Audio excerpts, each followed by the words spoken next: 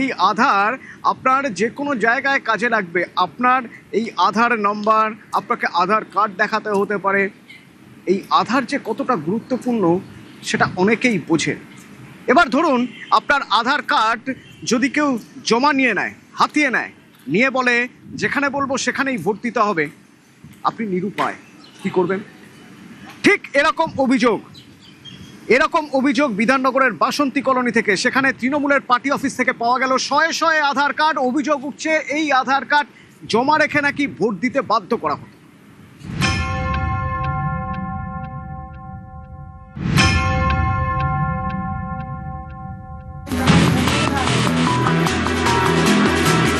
এটা তৃণমূলের অফিস। এই পার্টি অফিস থেকে মিলেছে শতাধিক আধার কার্ড। 2 বছর হয়, 2024 আধার কার্ড, 26 পাওয়া যায়। বিধাননগর পুরসভার 36 নম্বর ওয়ার্ডের বাসন্তী কলোনিতে তৃণমূলের অফিস। 4 মে ভোটের ফল বেরোনোর পরে তৃণমূলের এই অফিসে তালা পড়ে যায়। রবিবার পার্টি অফিস খোলেন স্থানীয়রা।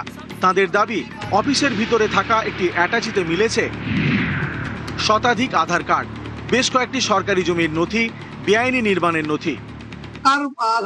বাবার মা আমরা চাইতে ইসলাম পাইনি, গাড়িতে যাওয়ার কথা এখানে 2024 আধার কার্ড, 26 পাওয়া যায়। শতাধিক আধার কার্ড উদ্ধার হতেই চাঞ্চল্যকর অভিযোগ। স্থানীয়দের দাবি, আধার অফিস থেকে তৈরি হয়ে আসা কার্ডগুলি জমা রাখা হতো তৃণমূলের এই অফিসে। আধার কার্ড বানিয়েছি আমি এখন, আর যতবার আমরা ওখানে যাচ্ছি কি জিজ্ঞেস করছি, বলছেন আমরা কুরিয়ার মাধ্যমে পাঠিয়ে দিয়েছি। কুরিয়ারও আমাদের সঙ্গে কথা ডাইরেক্ট ফেস বলছে না, নিয়ে এসে এখানে জমা করছে। আর এরা আমাদেরকে বলছে না, ডাইরেক্ট টিএমসির পার্টি কার্যালয়ে এসে দিয়ে যাচ্ছে।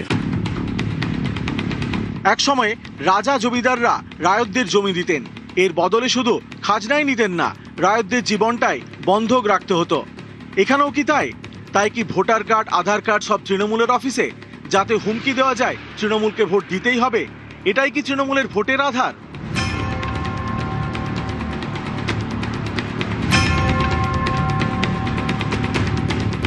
আধার কার্ড বানিয়েছি আমি এখন, ডাইরেক্ট টিএমসির পার্টি কার্যালয়ে এসে দিয়ে যাচ্ছে। অ্যাপ্লাই করেছিলাম তোমার 2021-এ, কিন্তু সে এখনো পাইনি। অনলাইনে বের করে ওটা স্কুল দিয়ে চালাতে হচ্ছে। এই জমা রাখার জন্য ভোট দেওয়া বা কোনো কিছু বলেছিল পার্টি থেকে?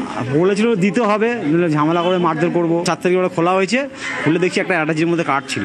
4 তারিখে তালা মারা হয়েছিল, কারণ এটা নিয়ে অনেক অভিযোগ আসছিল যে এখানে এইসব কার্যকলাপ হয়। 100-এর বেশি আধার কার্ড, বেআইনি নির্মাণ, জলা জমি ভরাট করে ওইগুলোর এগ্রিমেন্টের পেপার ছিল। অনেকজন আবার এমনও বলছে যে আমাদের ভোটার কার্ডও এখানে আছে। সব এইখানকারই মানুষ আছে, আর কিছু বাংলাদেশি ছিল যাদের নথি ওরা করেছিল, তাদের নাম বাদ চলে গেছে।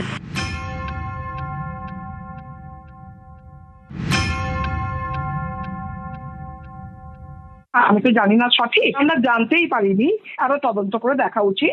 তৃণমূল করতো, তাদের বিরুদ্ধে অভিযোগ করছে জোর করে এগুলো আধার কার্ডগুলো রেখে দেওয়া হয়েছিল। কেউ মন গড়া কথা, তবে কেউ এটা দোষী বলে আমার মনে হয় না। কারোর কাছ থেকে জোর করে এনেছে, তাহলে কার কাছ থেকে জোর করে, তাহলে সেটা তদন্ত করুক। বলপূর্বক যে ভোট গ্রহণ হতো সেটা বুঝতে পারছেন। আমরা ফাঁকা আওয়াজ করতাম না, ভোটদাতার কাছ থেকে আধার, ভোটার এপিক কার্ড এবং জমির দলিল বাজেয়াপ্ত করতো।